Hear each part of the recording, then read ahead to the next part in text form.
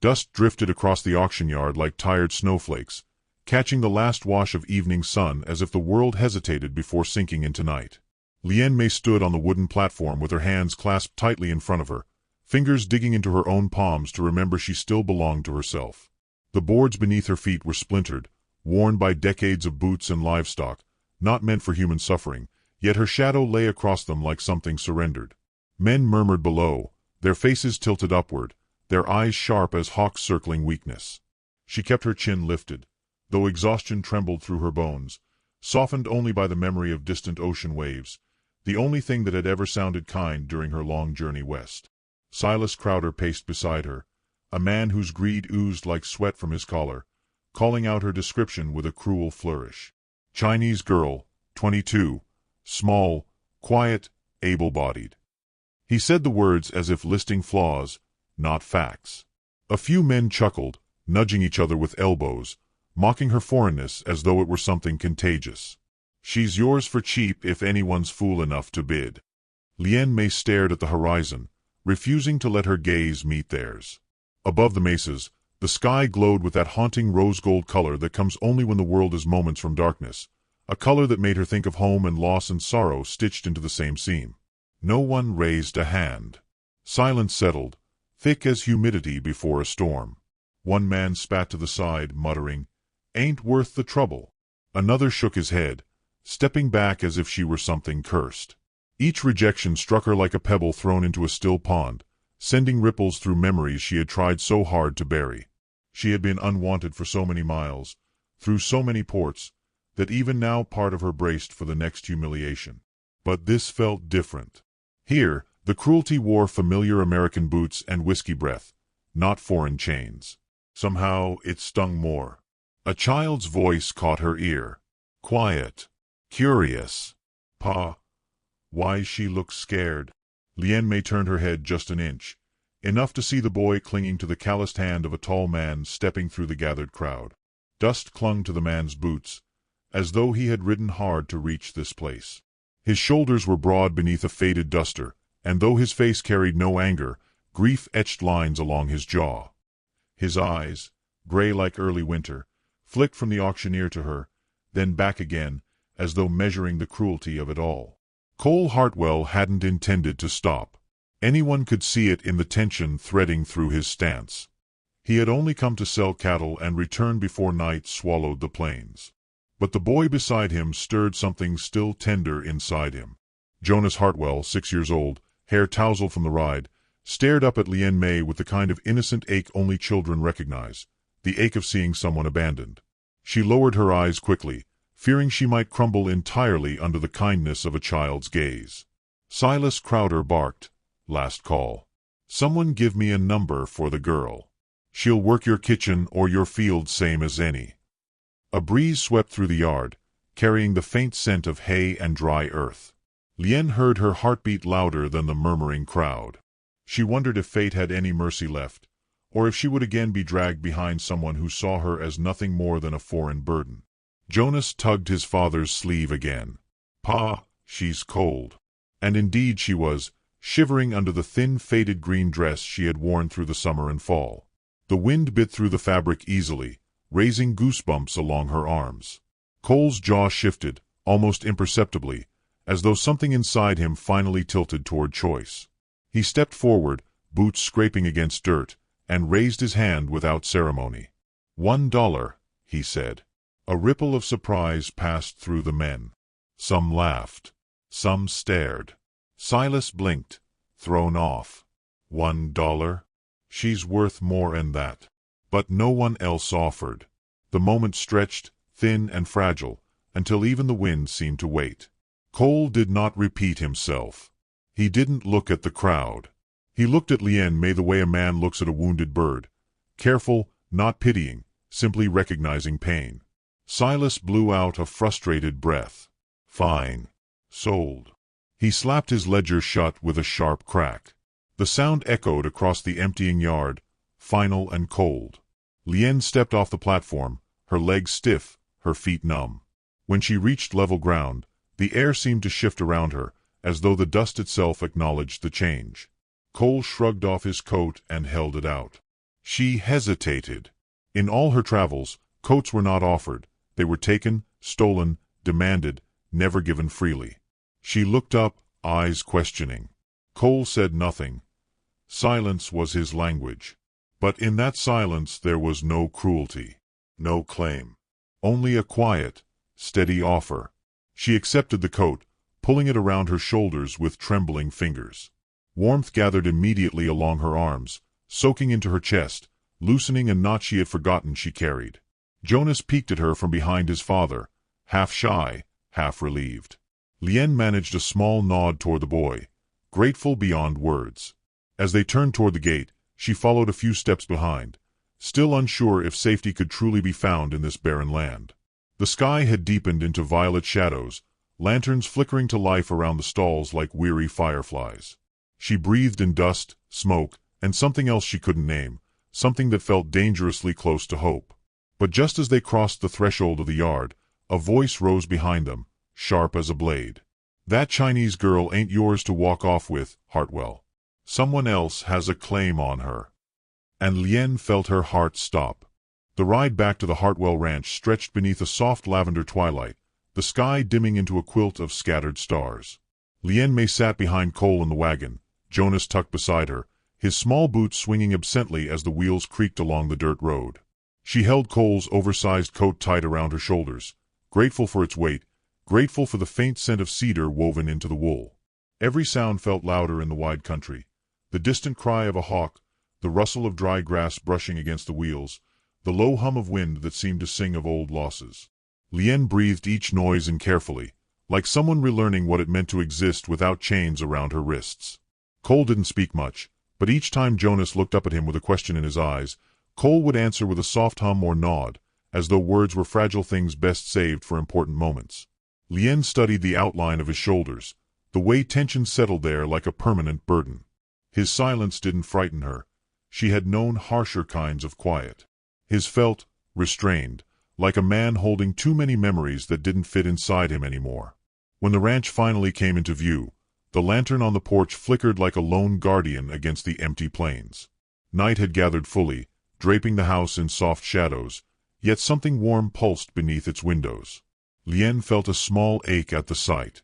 Homes had always been things she entered only to work, never to belong. Cole lifted Jonas down, then offered a hand to Lien. She hesitated, unused to the gesture, unsure if touching another's palm would bind her to anything. But the yard felt too vast, the sky too open, and she needed something steady to step onto. His hand was rough, but steady and careful, as though he feared startling her. It steadied her more than she expected. Inside, the air smelled faintly of beans, tobacco, and the old wood of a house built by hands that had learned to endure winters. Jonas scampered ahead, lighting another lamp near the hearth. The glow spilled across the room, rough-hewn table, 2 chairs, a faded rug, boots by the door. It was a house that carried the echo of someone who used to sit by that fire, someone whose absence lingered in every corner. Cole cleared his throat. "You can put your things there," he said, gesturing to a small room down the hall. His voice carried the worn timbre of someone unused to giving orders at home, someone who spoke softly when tenderness felt safer than power. Lien stepped inside the room. A narrow bed, a folded blanket, a pitcher of water on a crate. The simplicity touched her. It wasn't wealth. It wasn't luxury.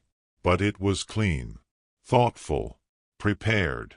She touched the blanket, feeling warmth beneath the fibers, and her throat tightened at the idea that someone had made space for her, truly made it, not forced her into it. Jonas appeared in the doorway, holding a tiny wooden horse. "Do you like horses?" he asked. His voice trembled, unsure if she would understand him. She knelt, nodding gently. He smiled shyly, as if discovering that kindness could be returned, and placed the toy in her hands before darting away. Later, she followed the smell of stew to the kitchen, where Cole ladled food into 3 bowls. The steam curled upward like ghostly ribbons. He slid a bowl toward her. "Eat," he murmured, not as command but as concern. She took a small sip. Warmth blossomed across her chest, loosening the cold knots lodged there. Jonas kept stealing glances at her between bites, as though checking if she might vanish. Silence again, but softer this time. After supper, Cole stepped outside to bring in firewood. Lien remained by the hearth, watching the flames climb and curl. The firelight painted her shadow against the logs, stretching her outline into something fragile yet anchored. Jonas crept closer, settling beside her with a blanket around his shoulders. "You scared?" he whispered. She swallowed, then lifted her eyes toward the flames. "A little. My ma was scared sometimes," he whispered. Pa held her hand when she was. He said it with the innocent certainty of a child who believes such solutions still exist in the world. Lien's breath hitched. She placed a gentle hand over Jonas's small one. His fingers curled trustingly around hers. When Cole returned, he paused at the door, watching them. Something unreadable flickered across his expression. Shock, perhaps, or gratitude wrapped in hesitation. He set down the wood, then moved to stoke the fire. For a moment, the three of them sat in the same circle of light, breathing the same warm air, as though the world outside had loosened its grip. When Jonas fell asleep against her side, Cole carried the boy to his room. Lien stood to leave, but Cole stopped her with a quiet word. "Thank you." She blinked, startled. No one had thanked her in years. Not sincerely. "You were good with him," he added. "He's been lonely." His voice wavered on the last word, revealing more truth than he intended. She dipped her head. "He is kind." Cole looked at her then, truly looked, seeing the exhaustion behind her eyes, the resilience stitched into her posture, the quiet dignity she clung to despite everything lost. He seemed on the edge of saying something more, but the words dissolved before reaching his tongue. He only nodded once, firmly, as if anchoring an unspoken promise to the air between them. She retreated toward her room, pausing when she noticed a lantern outside her door. It hadn't been there earlier. Cole set it gently on the floor. "There's wolves sometimes," he murmured. "Light helps." His gaze met hers, earnest and unexpectedly vulnerable. She touched the lantern's handle with trembling fingers. "Thank you," she whispered, the word small but carrying the weight of someone who rarely received kindness. Cole stepped back, giving her space, yet something in his expression suggested he didn't wish to. As she closed her door, she caught the faint sound of him exhaling, as though releasing a tension he'd held for years. Lien set the lantern on her bedside table. But before she could blow out the flame, the ranch dog suddenly erupted into frantic barking outside, claws scraping against the porch boards. The wind shifted, carrying with it an unfamiliar scent, one that made her heart stumble. Someone was out there in the darkness, heading toward the house. The barking surged like a warning pulled straight out of the earth, raw and insistent.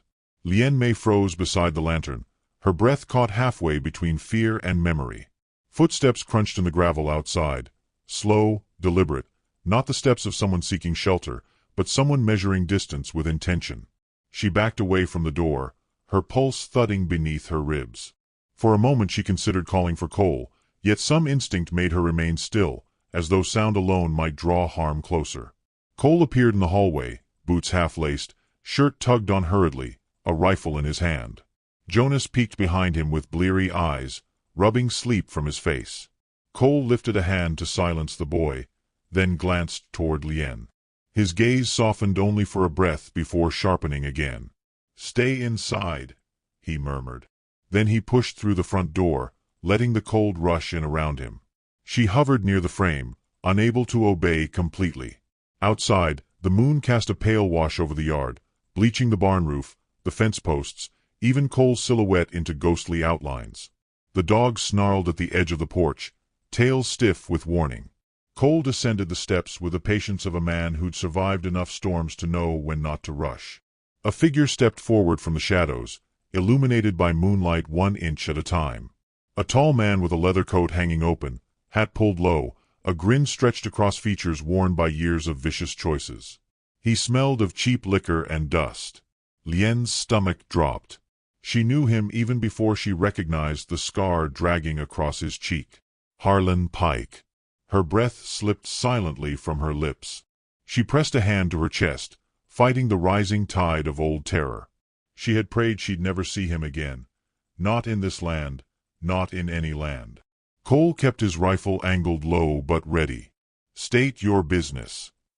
Harlan swept his gaze around the yard, lingering on the wagon, the house, then on the warm glow of the lantern in the window where Lien trembled unseen. "Evenin', Hartwell," he drawled. "Heard you got yourself a new worker. Little thing.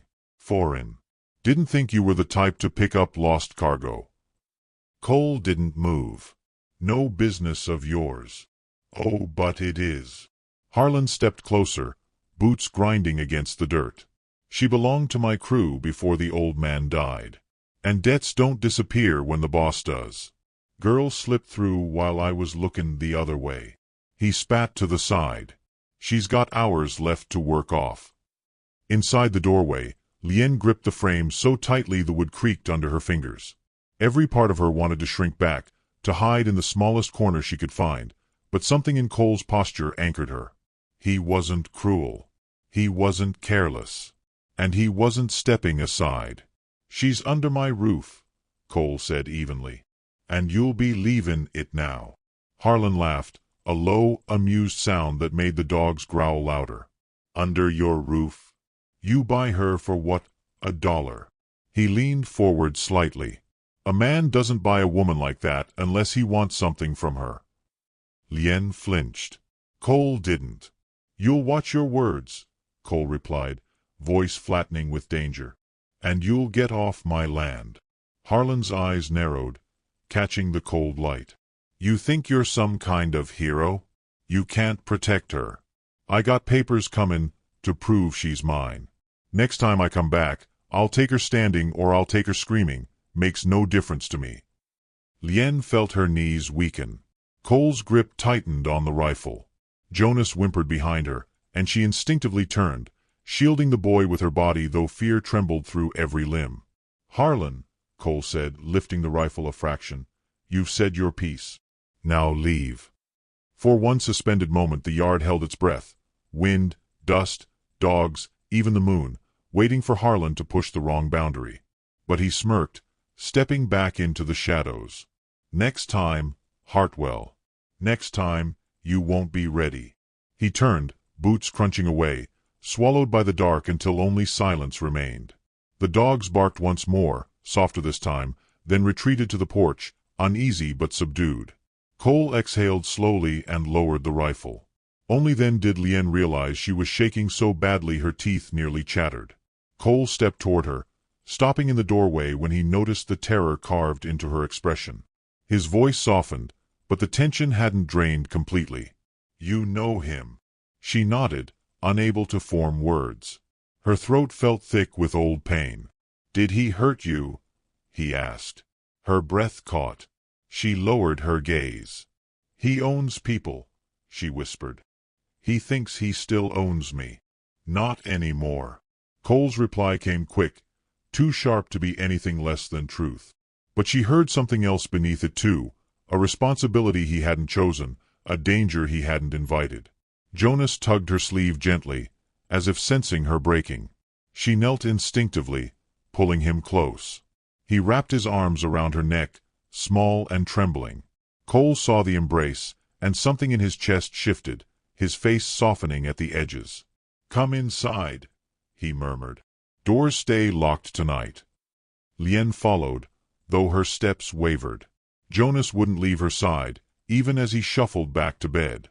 Cole stood in the hall, rubbing a hand across his face as though trying to erase the image of Pike from his thoughts. When he finally spoke, the words were hesitant, raw. "I won't let him take you." She looked up at him, startled by the conviction in his tone. "He has papers," she whispered. Cole shook his head. "Papers ain't claim to a human soul." She pressed a hand to her chest, feeling emotion gather there like a rising tide she didn't understand. She wished she could believe him, wished she could imagine a world where men like Harlan had no power.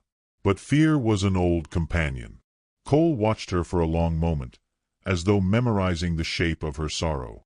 Then he turned, bracing his shoulder against the wall, weary lines creasing deeper across his brow.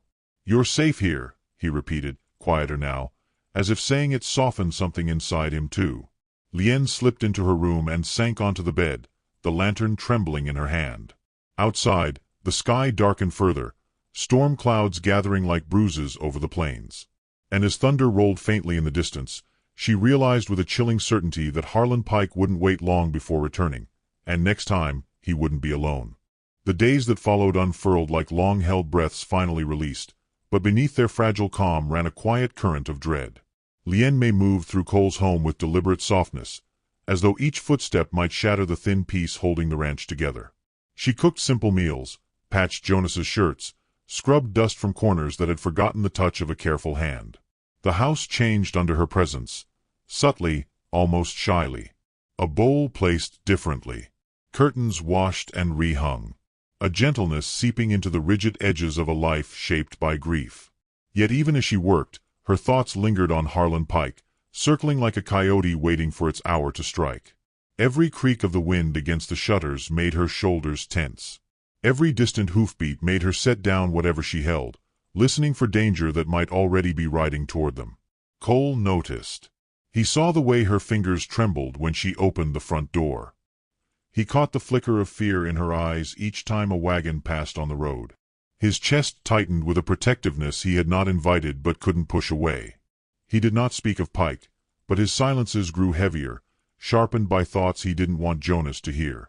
At night he sat outside with his rifle across his lap, gaze fixed on the horizon as though daring any threat to cross it. Lien sometimes watched him from her window, the lantern beside her casting a faint halo around her silhouette. She wondered what burden he carried that made him sit awake in the cold rather than sleep safely inside. And though she tried not to, she wondered what it meant that he was guarding her too, not because she was useful, but because she was human. One afternoon Cole took Jonas into town for supplies, and Lien insisted quietly on going too. She didn't want danger to find them without her there. The walk through the dusty main street felt like navigating the edge of a blade. Men leaned against posts, watching her with thinly veiled curiosity. A few women whispered behind gloved hands. A boy snickered until his mother swatted his arm. Lien kept her gaze low, but Cole walked close enough that their shoulders nearly brushed. Jonas held her hand, swinging it absently, unaware of the hostility he diffused simply by existing between them. Inside the mercantile, Mrs. Delilah Crane approached with a soft smile and a bundle of fabric. "Thought you might like this," she said, placing the cloth into Lien's hands. "Something warm. Winter's creeping up faster than we expect." Lien ran her fingers along the material, swallowing the sting of gratitude. It had been too long since another woman offered kindness without expecting anything in return. Cole watched the exchange with a subtle warming in his expression, something gentle flickering through the usual tension in his jaw. But peace was a fragile thing in a town built on prejudice and rumor. As they stepped outside, a voice cut through the afternoon air like a whip. "There she is." Lien stiffened. A man she didn't recognize but clearly knew Pike swaggered forward, holding a sealed envelope. "Got word for Hartwell. The papers are on their way. Pike's claim will be settled soon enough. Best enjoy her while you can." Cole's temper flashed, sharp, silent, dangerous, but before he could step forward, Jonas tugged Lien's sleeve in fear. She bent instinctively, wrapping an arm around the child, and Cole hesitated just long enough for the man to smirk and spit at the ground before sauntering off. The ugly moments settled over them like dust too heavy to sweep away. On the ride home, the sky had dimmed into a bruised purple, clouds gathering thick with unspoken warning. Cole held the reins tightly, jaw set. Lien watched him from the corner of her eye, sensing words he couldn't yet speak. Jonas dozed against her side, breath warm and steady. She brushed a strand of hair from his forehead, and Cole's gaze flicked to the gesture before returning to the road. He finally exhaled, a sound weighted with frustration. "Pike's stirring trouble. He's not gonna let this go easy." Lien lowered her eyes. "He never lets anything go." Her voice quavered, but there was a new strength beneath it, a quiet resolve growing from roots she didn't know she possessed. Cole shifted, glancing at her again. "You're not alone this time." At the ranch, wind pressed hard against the windows, rattling them like fists demanding entry. The storm brewing outside mirrored the storm tightening inside each of their chests. Lien prepared supper with hands steadier than she felt, while Cole checked the locks twice. Jonas sat near the fire, clutching the wooden horse she had mended for him. When they gathered at the table, conversation felt too fragile to risk. Instead, they shared silence softened by flickering lamplight, a makeshift family bound by circumstance yet deepening into something else, something neither dared name. Later that night, Lien couldn't sleep.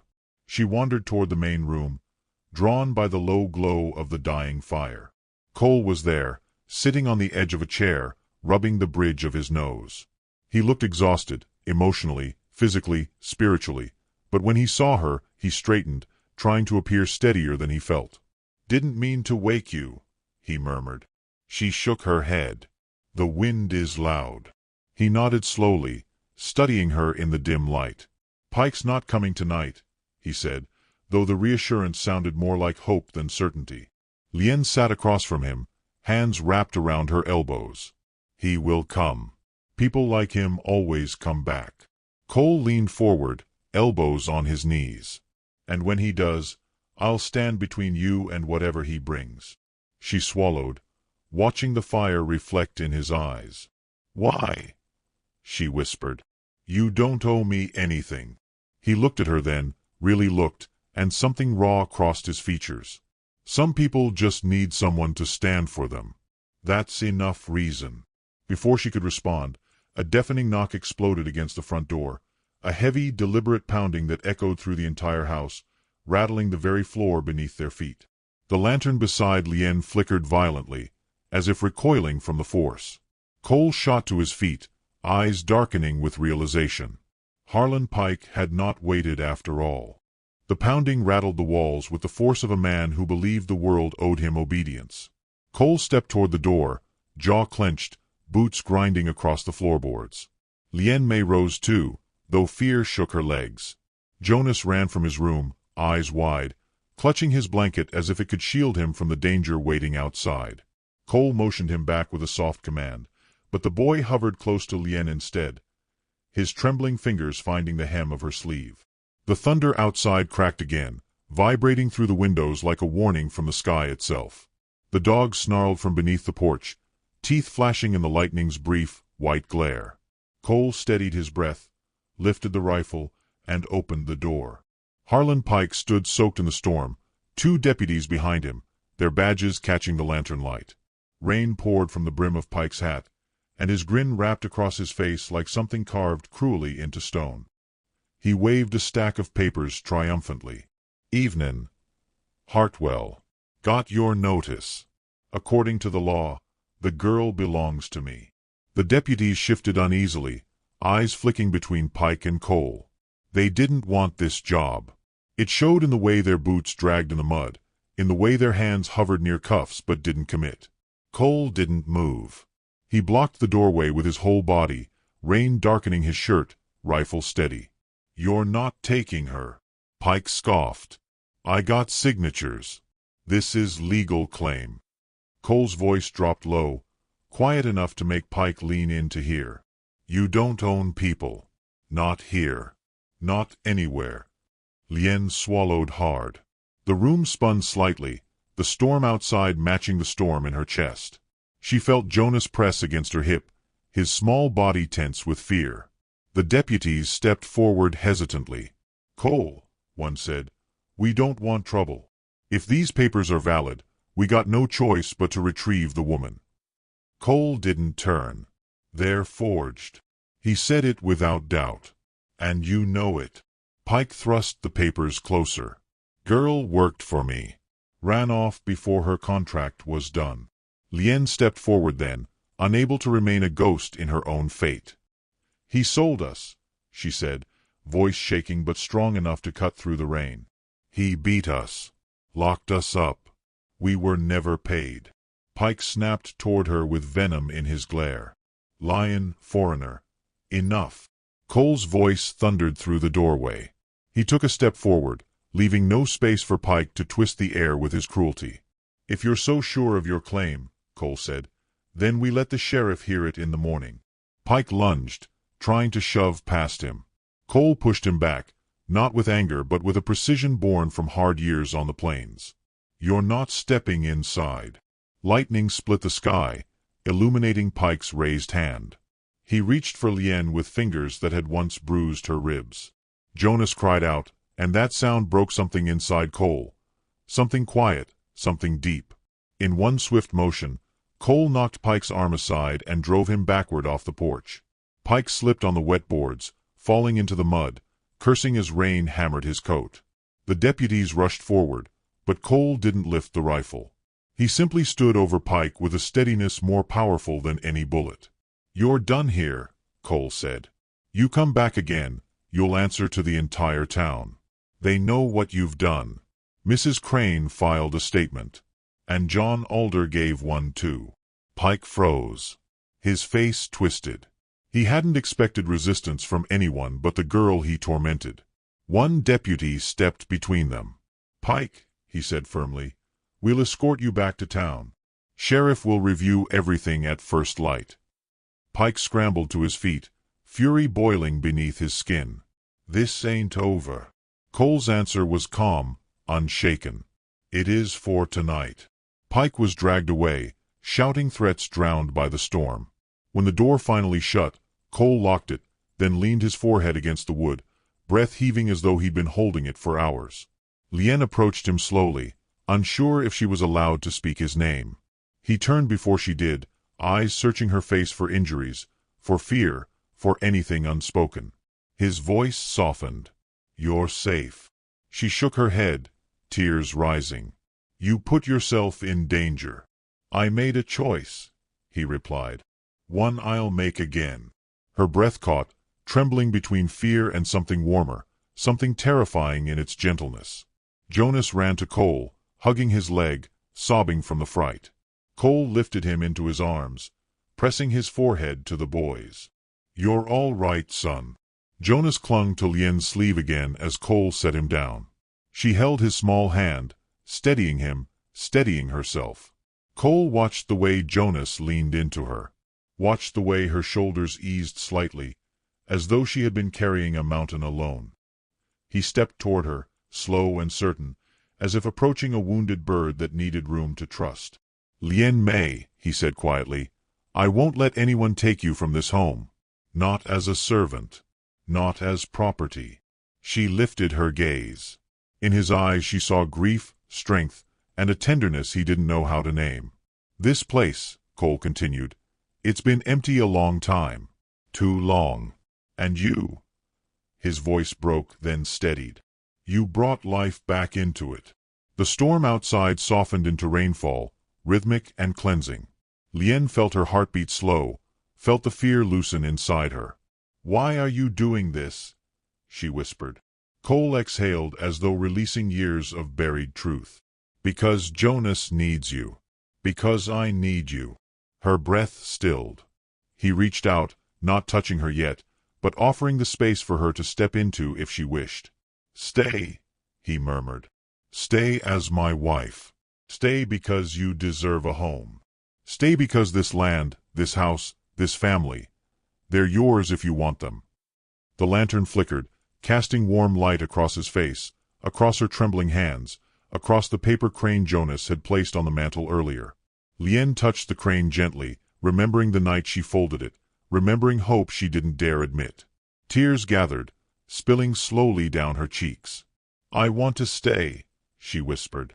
Cole closed the distance, brushing a tear with his thumb, gentle, reverent, awed. Outside, thunder faded into distant murmurs as if the storm bowed to the moment unfolding within the quiet walls of the ranch.